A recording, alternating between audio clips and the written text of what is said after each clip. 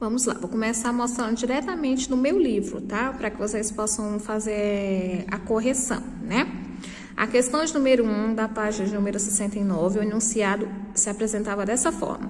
Numere os acontecimentos abaixo na ordem que se sucederam, né?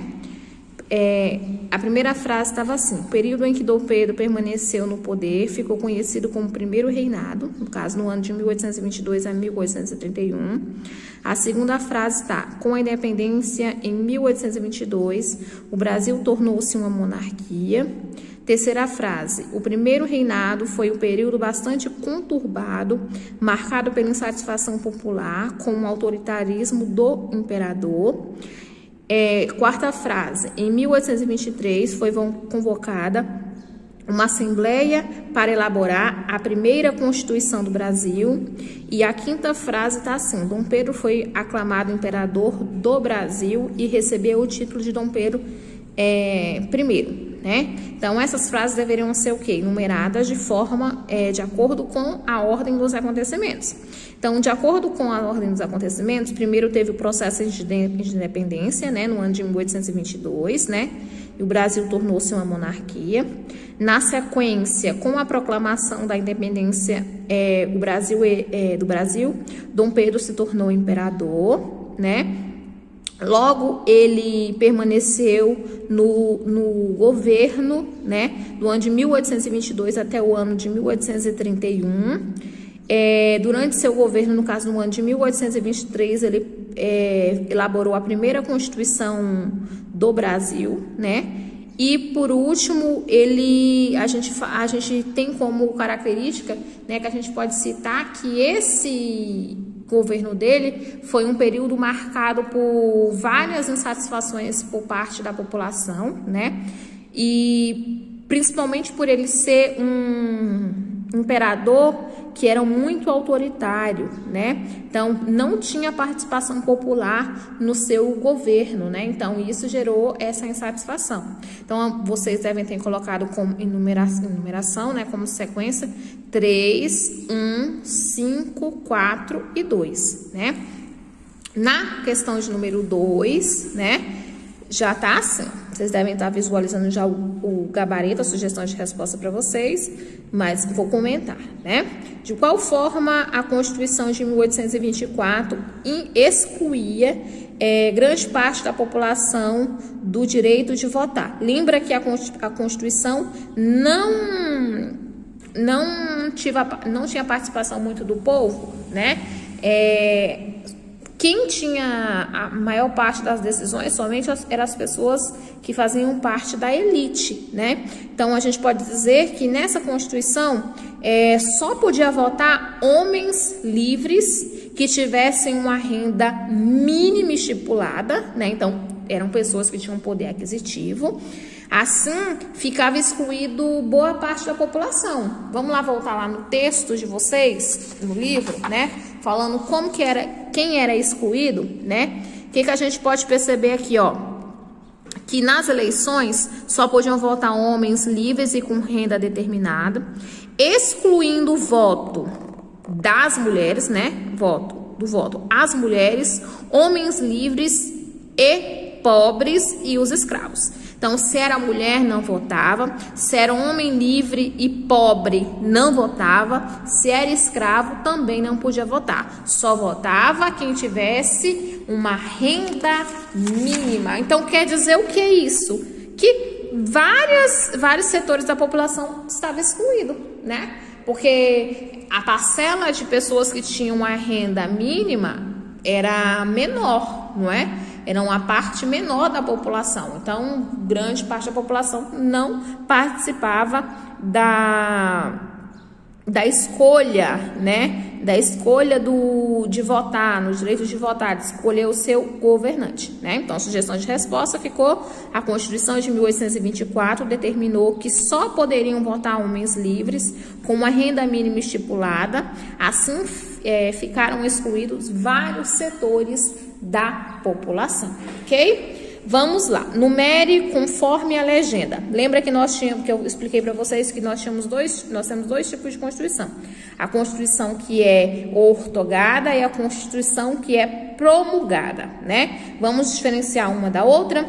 Vamos lá. Constituição discutida com os representantes da população. A gente fala que é uma Constituição promulgada, né? Tem a participação popular.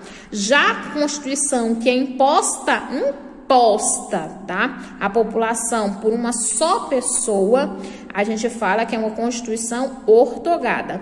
No caso, a Constituição estabelecida por Dom Pedro I era uma Constituição ortogada, né? Porque foi uma Constituição que foi imposta à população por Dom Pedro I, ok? Então, a sequência ficou número 2 e número 1.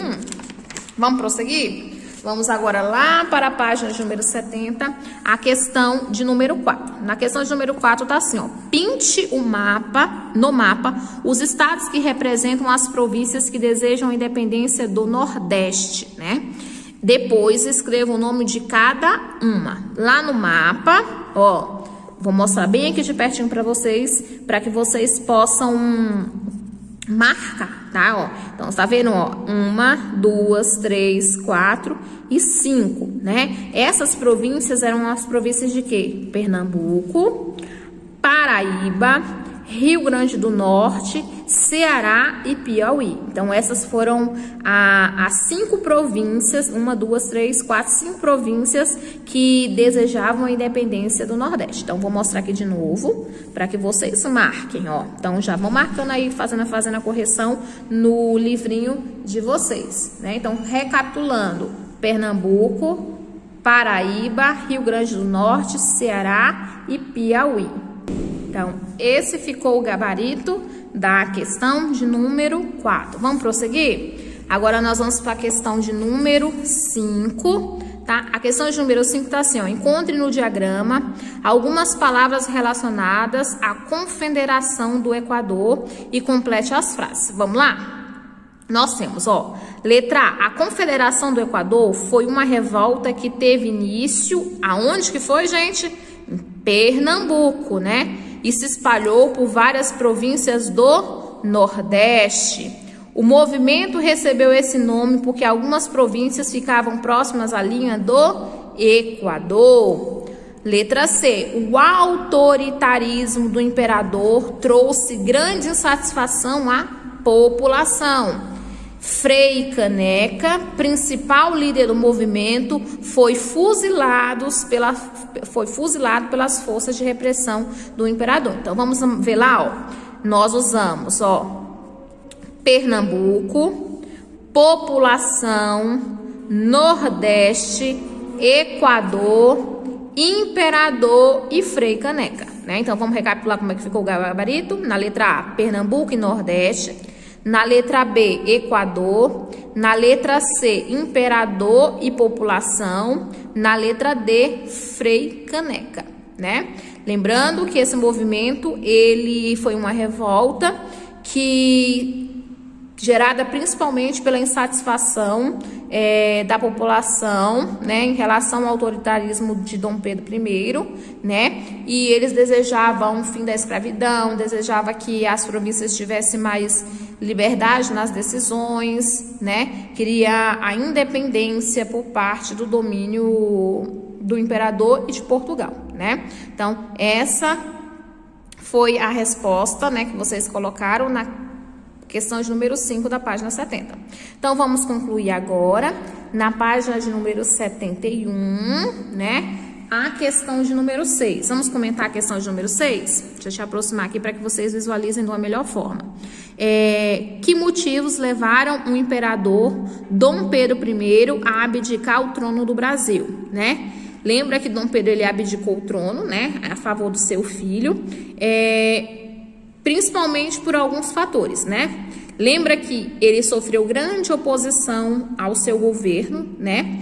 E porque a população estava bastante descontente com a sua forma autoritária de governar, né? Ele acabou perdendo a força política dele, né? E então, com isso, ele não teria mais como permanecer no governo. Então, ele acabou abdicando o trono a favor do seu filho, né? Então, vamos registrar aqui, ó. Grande oposição do seu governo e forte descontentamento da população fizeram o imperador perceber que não tinha mais força política nem autoridade para continuar no poder. De forma resumida, quer dizer o quê? Por causa da grande oposição ao seu governo e o descontentamento do povo, né? Por isso que ele acabou abdicando o trono, ok? A questão de número 7 tá assim. Marque com X a alternativa correta. Período em que consiste o primeiro reinado, né? Lembra o primeiro reinado? Foi do ano de quê? 1822 até o ano de 1831. Letra B. Proclamador da independência e o primeiro imperador do Brasil foi quem? Dom Pedro I, né? E finalizando a questão de número 8, né?